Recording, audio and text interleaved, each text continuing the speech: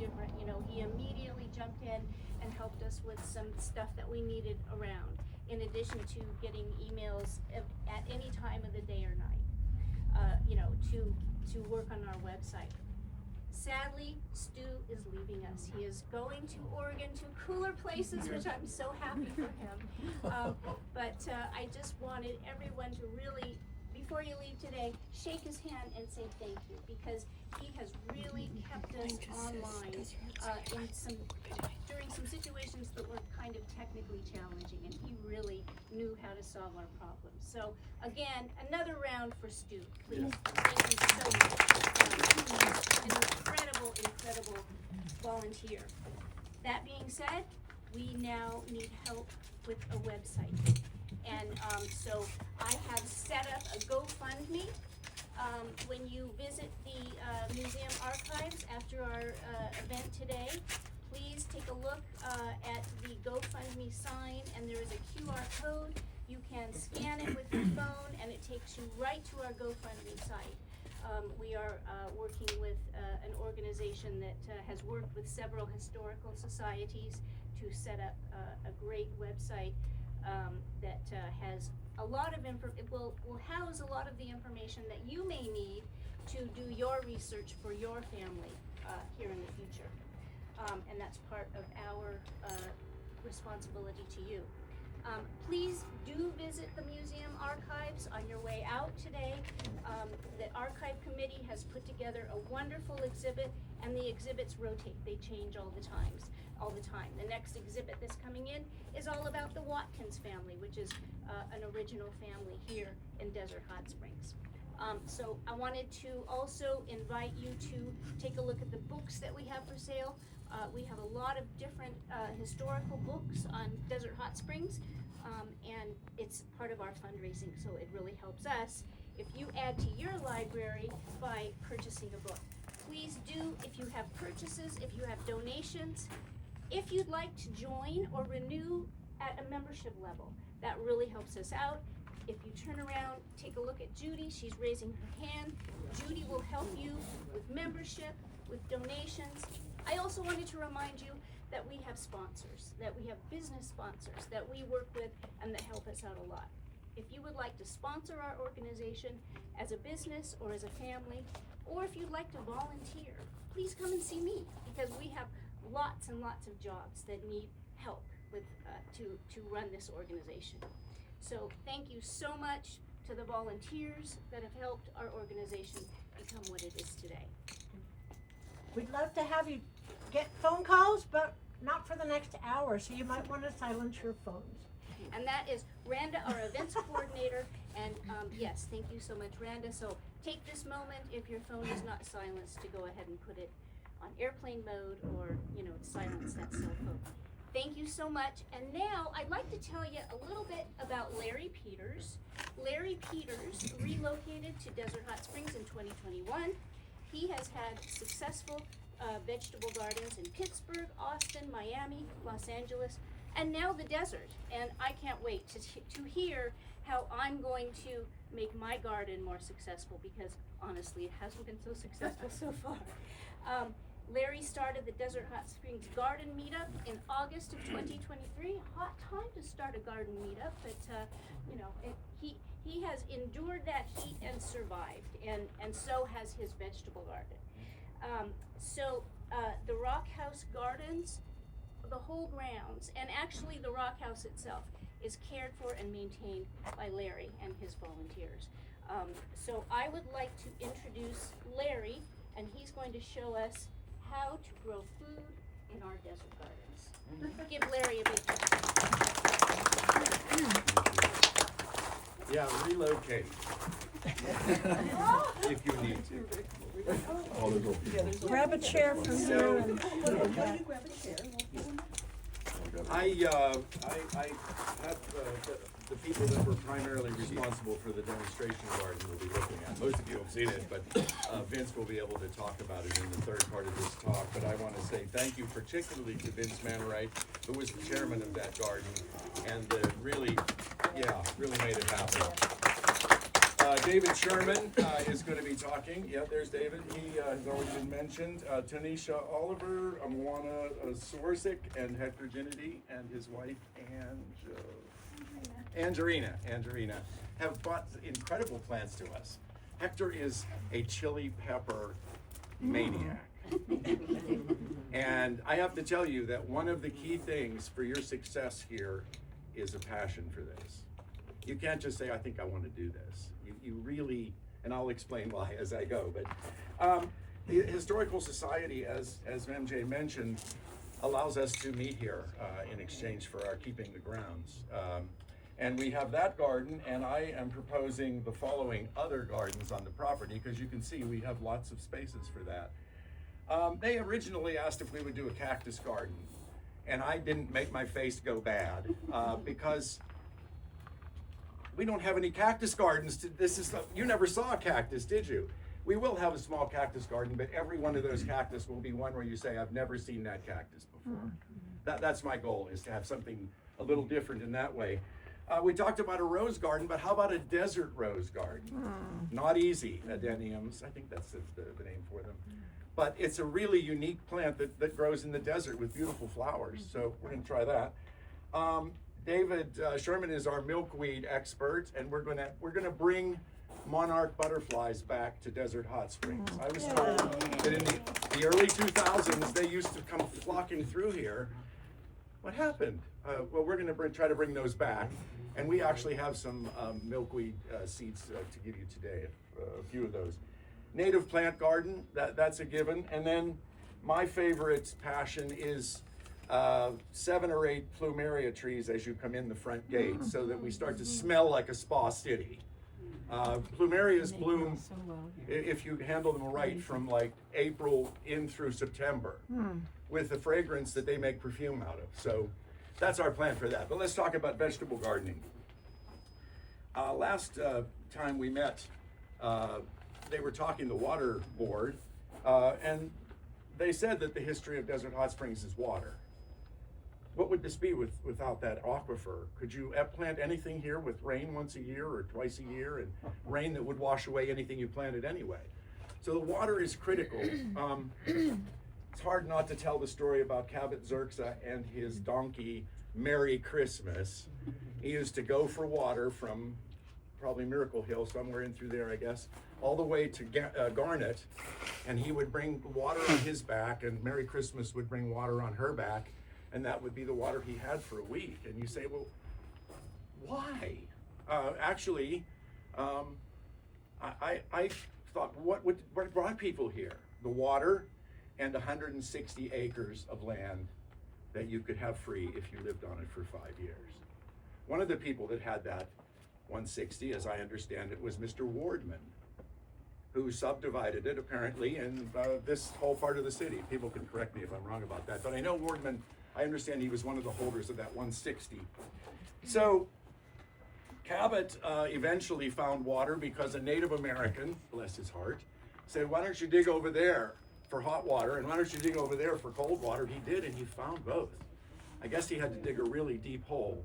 And any of you have dug a hole here, whew, no matter where I want to put a tree, about a foot down, there's a rock so big I can't move it, right? So one of our challenges. The aquifer is 2 different ones, and they are divided by a fault line. And the fault line keeps the cold water on one side and the hot water on the other. We don't really need the hot water, we need the cold water. We're mineral rich, and consistently wins a golden award for best tasting municipal water in America. If you have old pipes, you can't appreciate it. But if you were to drink a bottle of water that came right out of the ground, you would go, oh, I get it. It's really quite amazing. So let's talk about what is a food forest first of all. A food forest is a diverse planting of edible plants that attempts to mimic the ecosystems and patterns found in nature. Nature doesn't take a blower and blow stuff out from under plants. Nature drops them there, and that's the mulch that you need. David is going to talk about cut and drop. Let it go. Trim it, boom, just put it on the ground. I had a rose bush in Eagle Rock, where I started here in Los Angeles. And I only ever cut it and dropped it on the ground, and it was like 8 feet tall. It was the biggest and most gorgeous rose bush I ever saw. And it's about that mulching.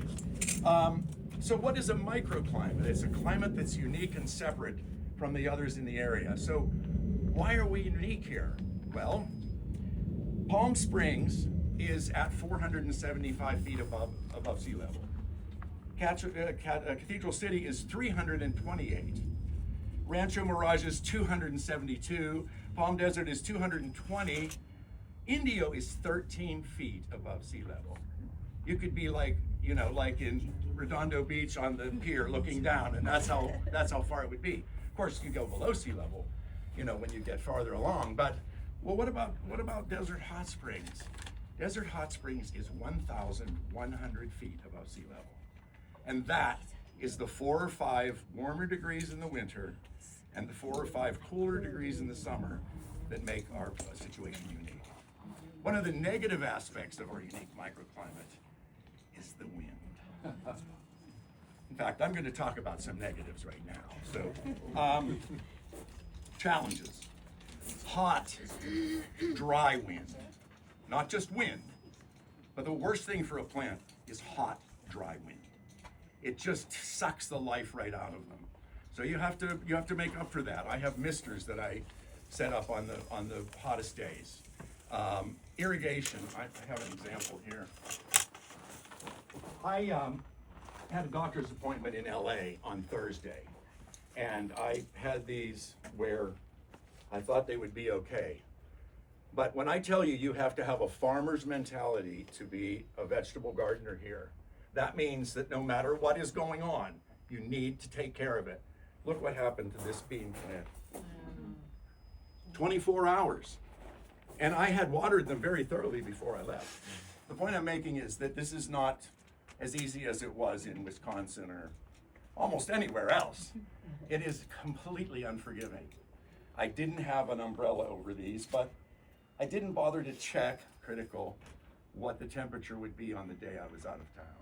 It went up to 81 degrees, didn't it? Yeah, for the first time in like weeks or something. I had you remember that at the end of September, we had days like this for like, I don't know, like 10 days or something. We thought, oh wow, this is really great. And then it got like the middle of August for 9 or 10 days. My peach tree, which has given me gorgeous Saturn peaches, put out leaves like crazy during that last week of September. And they were fried in the first week of October. And I don't know if the tree will survive. So these are, you know, again, these are these challenges that we face here.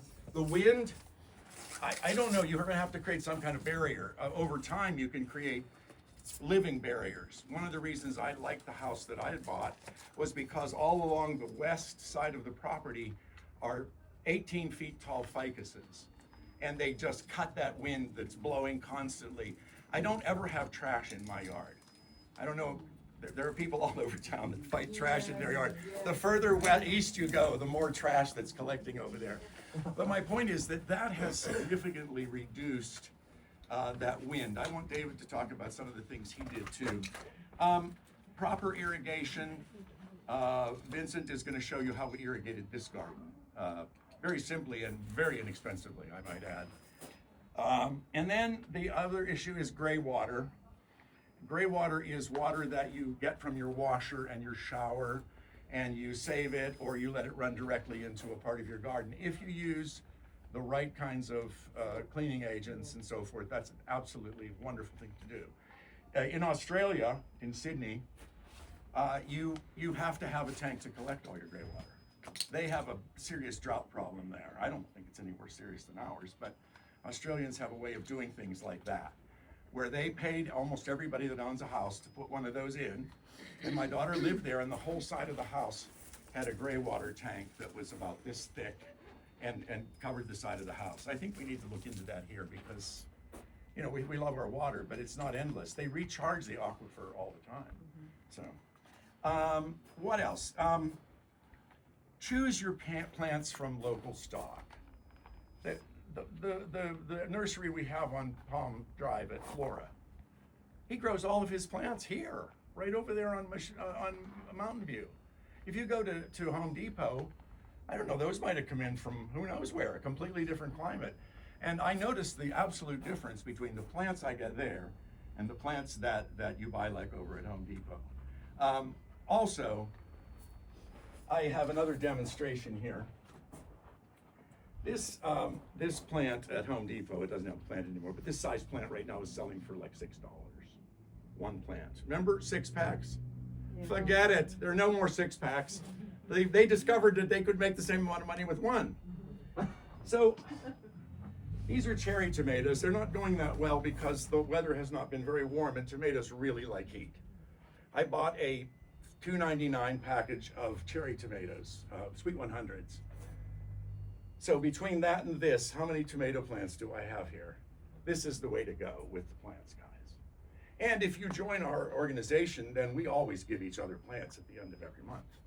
It's like a free-for-all. Yeah, I have that, I have this. And we love doing it because we always grow too many. I'm gonna give some of these away today. Let me put this over here. So, David is gonna pick up from here. David has been gardening since 2008. Here since forever. Yeah. Originally from Wisconsin, Minnesota. but here in Desert Hot Springs, Minnesota. Huh? Minnesota. That's it. One of those countries. You betcha. One of those states. One of those purple states up there. Yeah. Up there, yeah. Anyway, so he started his garden in 2008, and right now, if you go into it, you feel like you're in a completely different climate, in a completely different state. It's just quite remarkable. And he has a method that he used in creating his garden, and he's going to talk about that right now. David Sherman.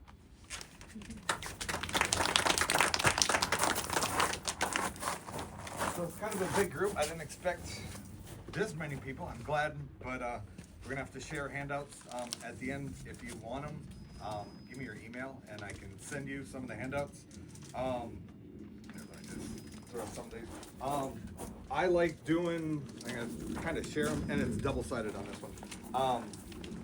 I like doing the food forest. I have everything from fruit trees. You want a hand? No, I'm good.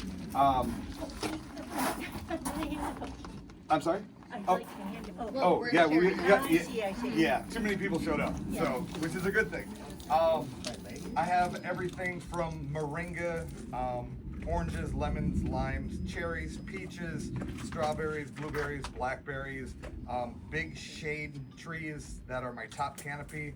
I think it's on the back side. It kind of shows you how to layer a food forest because it does get super hot. My tall trees that give me the shade in the summer drop all of their leaves in the winter, and that can moringa lighten up a little bit. They grow super fast. They like full sun. I think I have moringa seeds in the car. I gotta bring them out. It's fun. It's easy. Once you get some of your larger trees established, you don't have to worry about the burn off as much. Larry pointed out when it's super hot and it's at dry air, once, twice, 3 times a week, I'll go out with the hose, blast up in the air into the trees and just kind of wash all the dirt and give it a little bit of extra water. My water bill, I have almost 2 acres, and right now I water 30 minutes once a week because I have 3 to 6 inches of mulch across my entire property. In the summer, I'm looking at $300 to $350 a month for a water bill. But I get all the fruit, the lemons, the limes, the oranges. I've been eating oranges for the last week off my one tree. Next week, the other one should almost be ripe enough that I can do it. So you can save a lot of money on food instead of going to the store. Some of the fruit trees that do well out here, and it's front, back. There's quite a few pages. Oh, sorry. Yeah. Who has fruit trees here right now? Yeah. What do you have? Figs. Figs. I love the figs. Full sun. They don't like any shade. And the birds love them. Yeah. You got to use netting because once they start to ripen, the birds are like in it to win it. And the So hens get the birds. that's good. Natural selection. How about you? Lemon. Lemon? What? Do you know what kind? No, it was with the house when I bought it. Okay.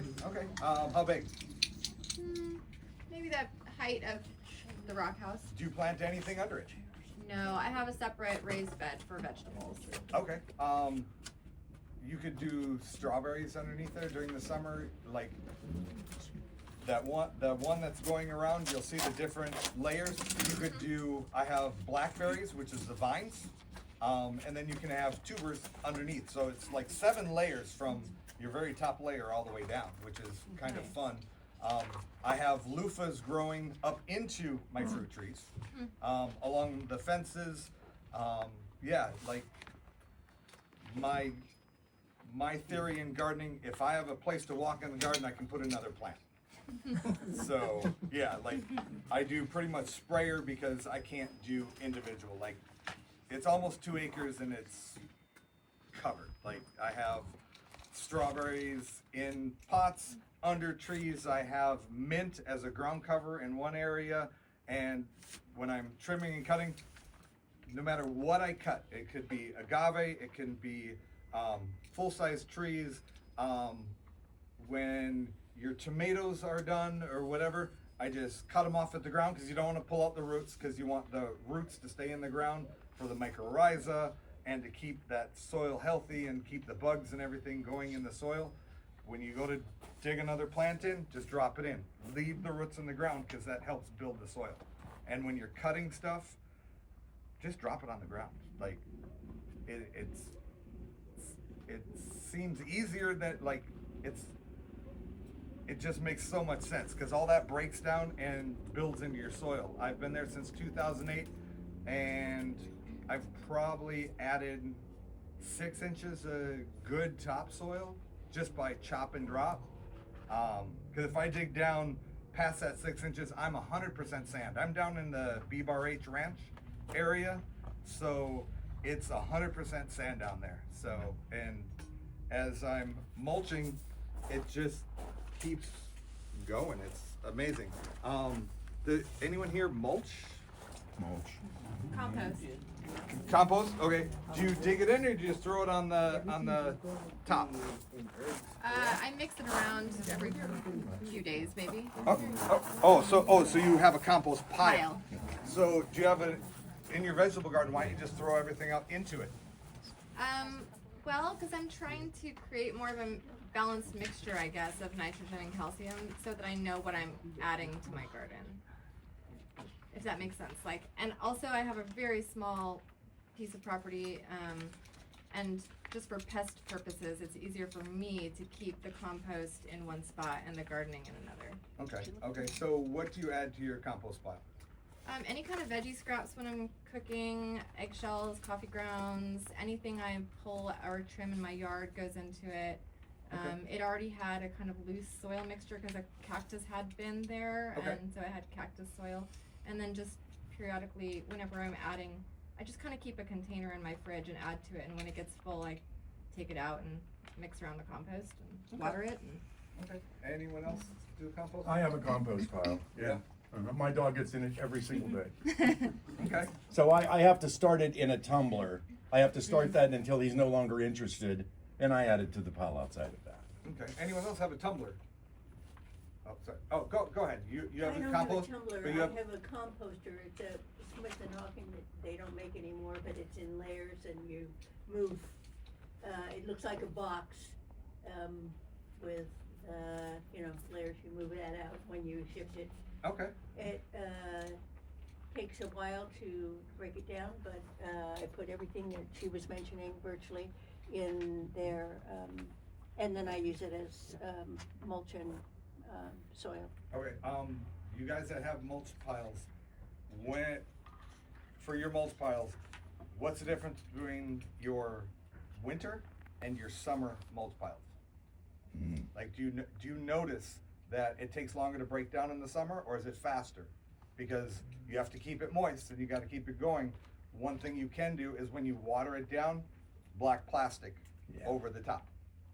It'll help break it down. The heat and everything will break down that stuff much faster. I used to have a double tumbler, and I just I just chop, drop, and that's cactus and everything. Like, I'll cut up cactus like that, just cut it. I have a big butcher knife outside, cut it into little sections, throw it out in the yard, compost. I had the sprinkler and the, everything just starts breaking down. Who else has fruit trees? I wanted to make sure you mentioned the density, which is counterintuitive to every person who has ever gardened anyplace else. Oh, okay, yeah. So my large trees are probably 10 to 15 feet apart. In between that, I have fruit trees that are maybe 3 feet from that tree. And then I have raspberries, blueberries, and all the other stuff in between all that. Like, it is when people come to visit, sometimes they call my backyard Jurassic Park because it's that dense. And I have like the cattle panels that up and over for vining stuff, and if it hits a tree and goes, I'm pulling vines and cucumbers and loofah 25 feet out of the tree when they're ready to go. Just yank the whole thing down and it just hits the ground. Like, just let it go. Go ahead.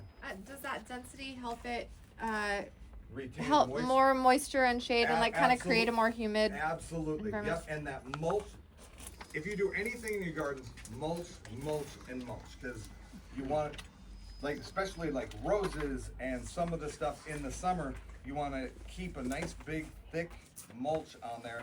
It keeps the moisture in, it keeps the roots cooler, because even lemon trees, if they bake the roots and they get hot, they brown on the edges and everything. Mulch gets rid of all that. But when you start mulching like that, you have to make sure you turn your water down. Before I was mulching, when I first moved out there, I had $500-600 water bills.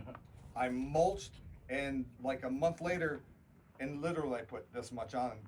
A month later, I'm like, this is like muck. I had to like turn it like more than 50% down from what I was doing. So it saves a lot of water also. Can you talk about raised beds? Raised beds. If you have a raised bed, like me personally, raised beds, because you have the sides, it heats up. So if you have a raised bed, try and do it in a shadier area. If you can have a light color around the bed, like if it's a black bed, it's just gonna bake. All those roots in there, you're gonna water 10 times as much, and even in raised beds, mulch. Like, no matter what, any kind of plants, mulch, and mulch. For trees, keep it, a couple, up to a foot away. When you plant, make sure you don't do it too deep. Make sure that root flare shows. Even with the mulch, you don't want the mulch up against that root flare because it'll rot out the tree. Okay. Any questions so far? I was just going to comment, go ahead. Yeah. Oh, go ahead. Well, going back to him, Larry, he had mentioned the winds out here. I'm from LA. We never had winds like that in LA. Yep. Oh, what a Yeah. surprise. And I weigh about 145, 150. The winds are pushing me back, and then when I'm walking back, they're pushing me forward. The winds here, are they kind of like the Shiroko that comes from northern Africa? Yeah, they're the Santa Ana winds is what they're called. Super hot, super dry. If you don't have a wall, concrete wall around your property, if you have, what kind of fences do we have around properties, if any? Chain link.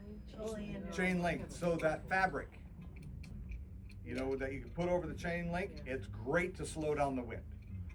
It knocks the chain link down. I've seen them. They check. Okay, so yeah, like construction sites, they're not like, I have one that's facing west. It's 240 feet long. The posts are 5 feet apart. So yeah, if it's 10 feet apart, you can't do that. But you can slow down the wind by putting vines on there. You can plant trees. Moringa grow really fast. Let's see, what else?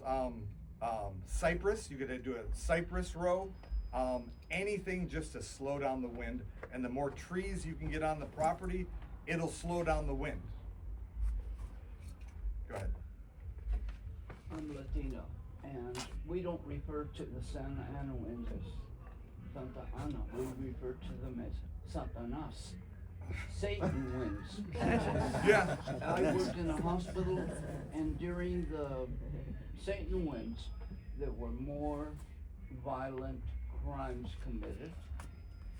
In ER, we would get cases, especially when it was hot. Everyone gets angry when it's Yeah, hot. and alcohol doesn't help.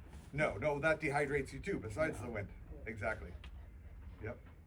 No, I wanted to mention that in terms of density, as an experiment, I have a cattle panel, like a piece of like a fence.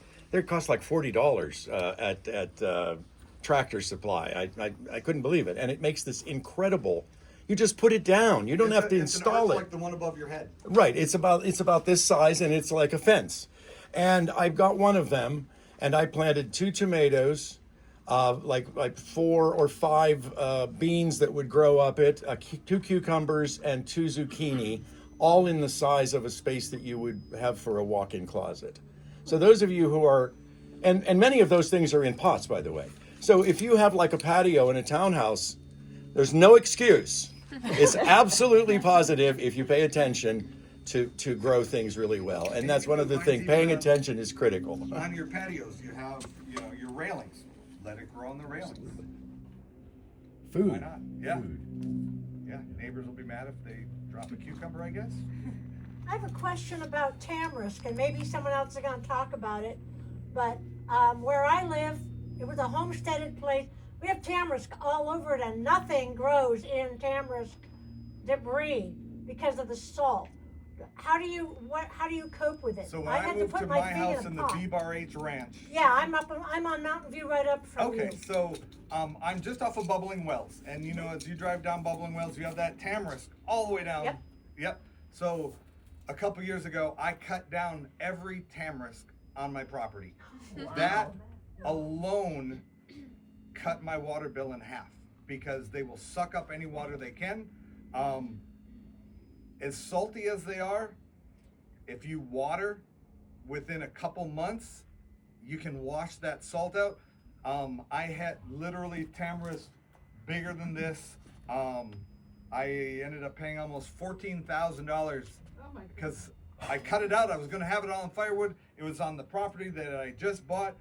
The county came. It's like, you can't store anything on this property because there's not a house on it. So what I couldn't move over onto my property, I had to have dump trucks come in with big things and pull all this tamarisk out. There were 19 trucks that went and dumped, and that was 90% of my cost to get She rid would of have no shade and no windbreak if she got rid of her tamarisk. Yeah. But it. But I now have, because I have all the trees planted. Yes, for that first year, I was not happy. But my water bill dropped, everything dropped. They were in the back of my property. My property is 186 feet long. When I was digging in the front of the property, they were still roots. Yep. So I'm like, my septic tank is over here.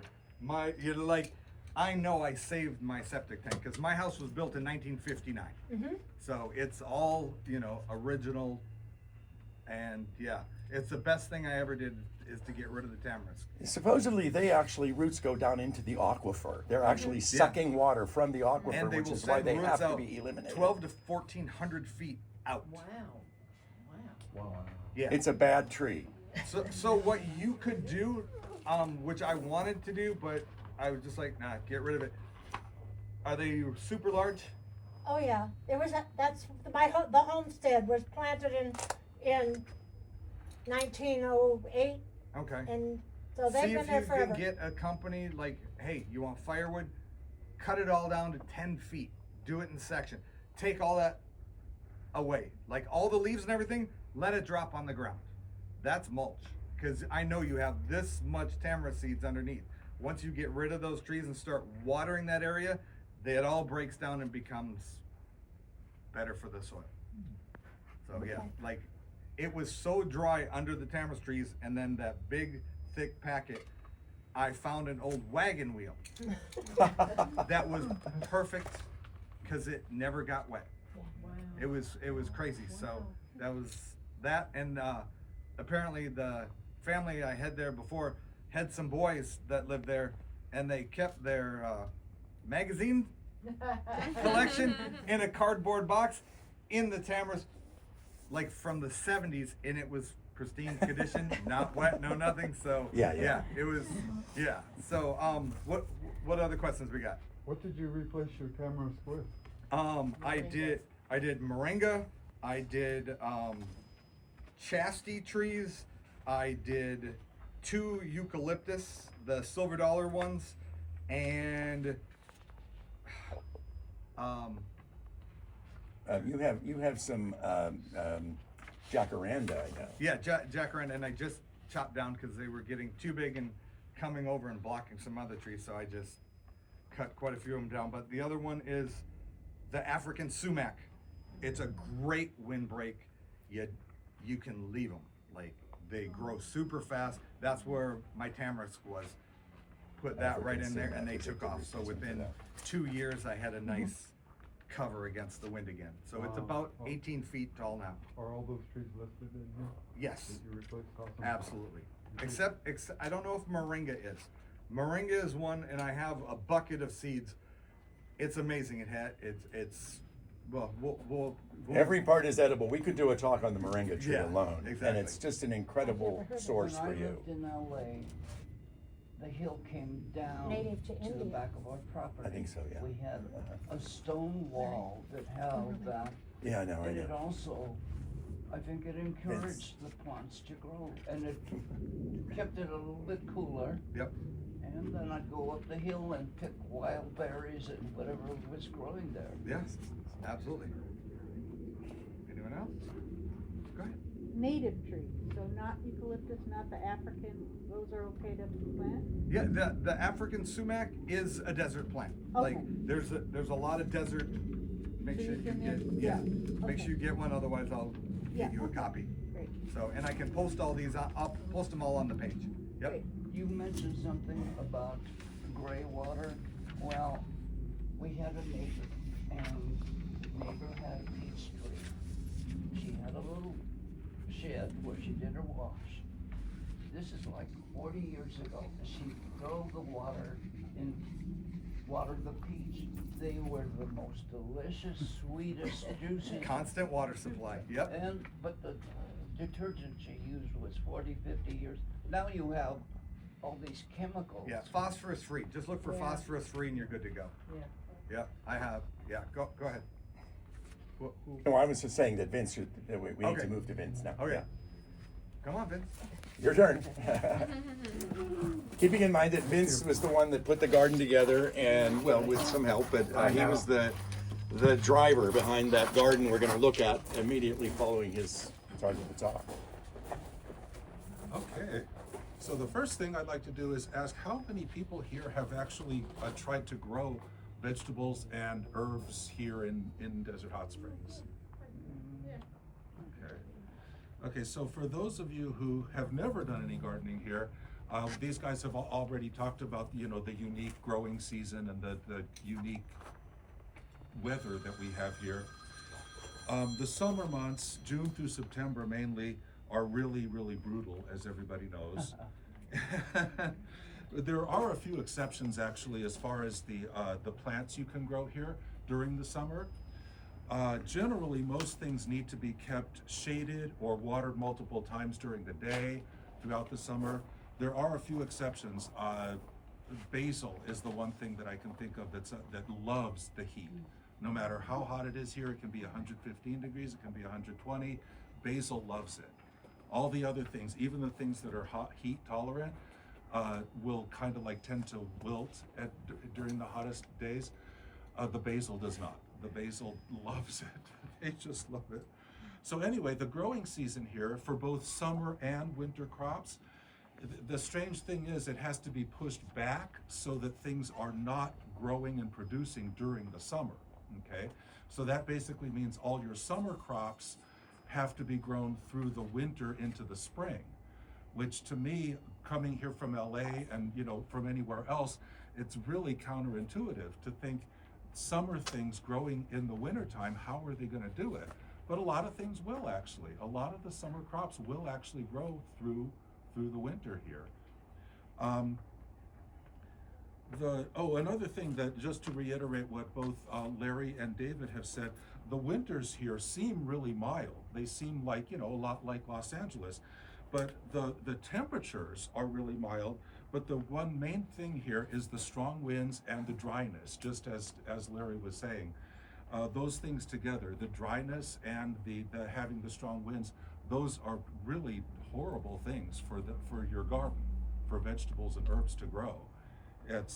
So that's one thing that really puts a lot of stress on your garden, and that's one thing that makes this a really different microclimate than even down in Palm Springs and the other cities here.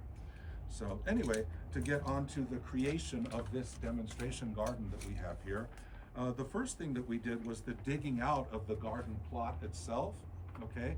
So I don't know how many of you have actually gone back there before this meeting to actually see that, but it's basically just this small area of the back part of the property.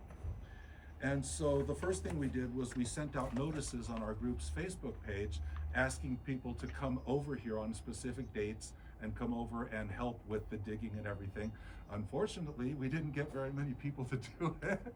So it was small groups of us. It was like groups of 2 to 4 of us. A couple times it was just me and Larry doing the work. But so anyway, we got small groups of people to do it.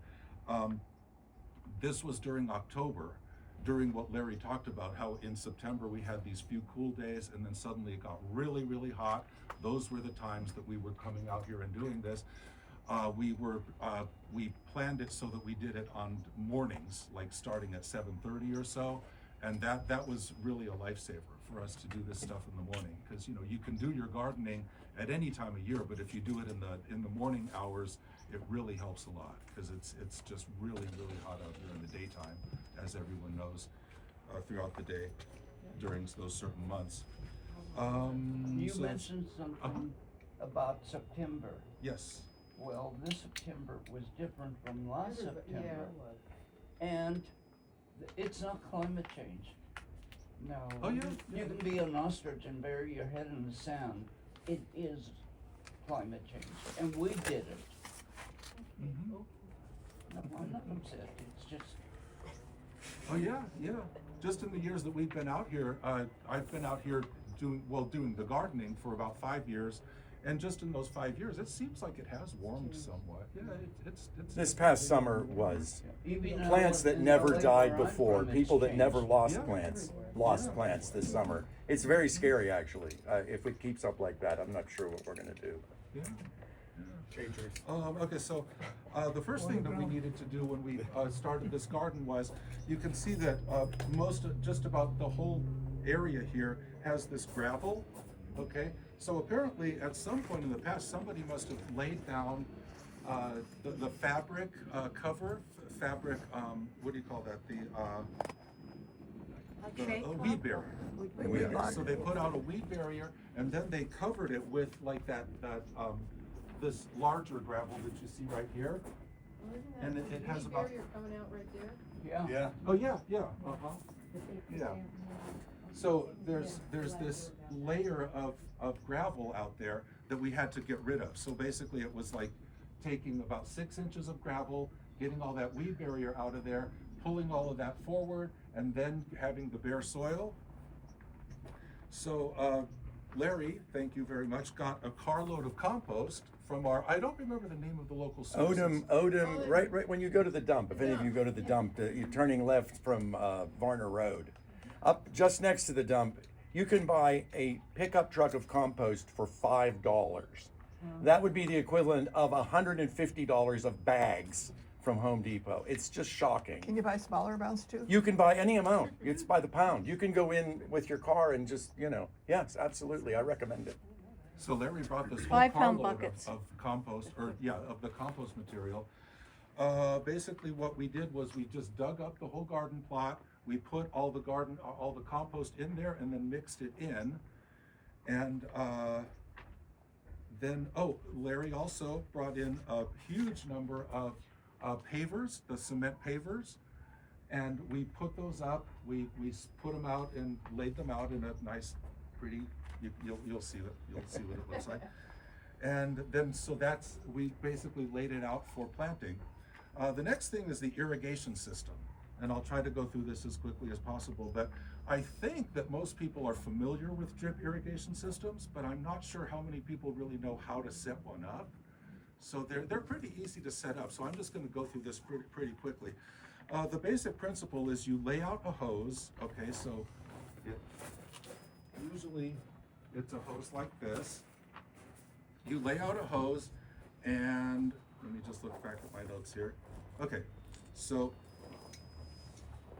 the hose will either have holes in it, and or it comes without them, and you have to make the holes in it. And so all the way down wherever you're going to plant, you would put the holes, and the holes create a wet area of about 6 to 8 inches in diameter all along wherever you're going to plant. Okay. So, and it does save a huge amount of water to do it that way, rather than, building trenches and having the hose just wet a whole trench.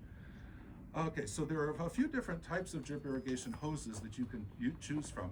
The ones I use at home is actually not one of these. It's a little bit thicker than this. They're the brown ones, and they have the holes built into them already, and they're about a foot apart. That actually works for certain things, but for this garden, I didn't think it was going to really work very well. There are also the soaker hoses, and I'm actually not that familiar with soaker hoses. I've never used one, but apparently they will create just like a wet area along the whole area where the hose is, as opposed to like spots, circles. Yeah, because there's holes all along the whole. Yeah. There's different ones, that's right. Okay. Okay, so the system we're using here, though, is these 5/8 inch diameter hoses. These are really easy to set up. All you need is basically a spigot for the water to come out and an adapter to attach to this, and basically you have your irrigation hose set up. These don't, as I said, they don't have the holes built into them. You have to use one of these. Something like this, to punch the holes in it, and then you put some kind of emitter. Or you can put a connector and connect a smaller hose to it. So it's really however you want to set it up. I'm going to be a farmer and move those plants out of the sun. I'm sorry. I see it happening, and I'm sorry to interrupt. Here we go.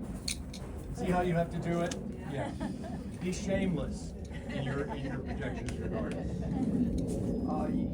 You mentioned about the drip system. Yes. In LA, we didn't have a drip system, just a green garden hose, and we either watered very early in the morning or late at night, so the water would stay there, and it kept the house a little cooler. Good. The only thing I would say with watering by hand out here, that means you're never going on vacation. LA is okay, Minnesota is okay, Wisconsin is okay, but out here, it has to be on a timer. Yep, absolutely. Or There's get a lot of friendly stuff neighbor related to to my come over. learning about that. Yep. Yeah, a lot of sad plant loss. Yeah. And here actually at this place, because it's a demonstration garden and nobody actually lives here, it would be very, very inconvenient for any of us to come over here every day and water by hand.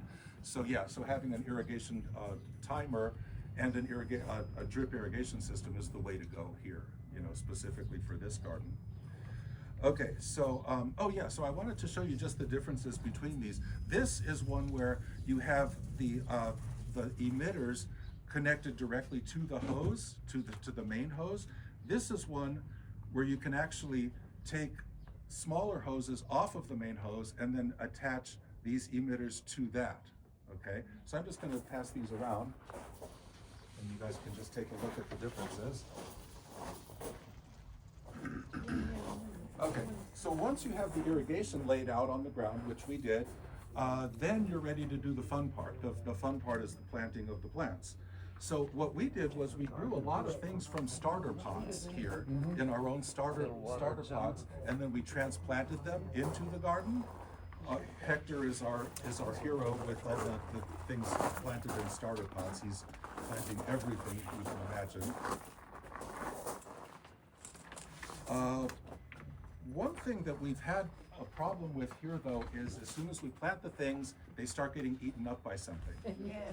And I'm sure everyone here is familiar with that stuff, getting eaten up by everything. It's just really insane, and it's really frustrating when you don't know what it is that's actually doing it. But anyway, so we have a whole mix of things that we're experimenting with out there. So we don't have like a section for tomatoes, a section for this, a section for that. We just basically have a mix of everything. And that's what I'm actually guessing, that if somebody ever did, when looking at this historically from the building of this house, if the first people here had a vegetable garden, I'm assuming that they probably did the same thing. They probably just did a mix of all different things that you can possibly think of, and just, you know, figure out what works and what doesn't. Question? Uh-huh. The emitters that are on this one, Yes. I know when you go to Lowe's and you look for emitters, they come in a variety of power or. Oh yeah, yeah. Okay, Uh-huh. so how do you know which kind? I have the kind that screw on, and then I have some of these. And which kind do you recommend? The screw-on ones put out, I think, more, Like but they like a also little fountain of plug. water, and yeah. Yeah. Like you have the screw on top. Yeah. Every once in a while, unscrew all your tops, turn on your water, and flush it, and then put all your things back on. They're not universal. No. Yeah, that's true. So how many gallons per drip? That's what I guess. Each one in the bag will say how much per Okay, so- hour. So what do you recommend per hour? I recommend doing the ones that are 1 gallon per hour. 1 gallon per hour? Yeah, they have the 2 roughly? gallons per hour, half a gallon per hour. I use the 1 gallon per Okay. hour. And that works for pretty much everything, you know, small plants, big plants, it works for pretty much everything. Yeah. And then Trees, run it of for an course, hour? more. If What's it's on that? the same Yeah. line. And then run it for an hour? No, actually, in this garden, we're running it, I think, for 25 minutes a day. At home, I'm doing the same thing, 25 minutes. Depending on the time of year, you might want to increase that or decrease it.